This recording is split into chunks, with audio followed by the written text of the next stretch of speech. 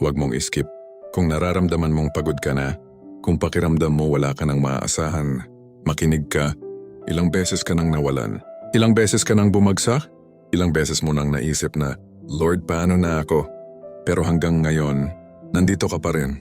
Humihinga, lumalaban. Hindi pa rin sumusuko. Alam mo kung bakit? Dahil kahit wala ka ng hawak, may Diyos na patuloy na nagbibigay. Walang-wala ka man, pero hindi ka niya pinabayaan.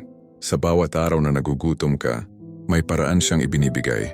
Sa bawat problema mo, may solusyon siyang dahan-dahang inaayos. Minsan hindi mo lang napapansin, pero tahimik siyang kumikilos para sa'yo. Kahit pagod ka na, kahit gusto mo nang sumuko, nandoon siya, sumasalo sa'yo, umaalalay sa'yo. At kahit hindi mo pa nakikita ang sagot, ibinibigay na niya ang kailangan mo sa tamang oras. Kaya kung nararamdaman mong wala ka ng lakas, tumingin ka lang sa itaas at sabihin mo, "Ang bait mo, Lord."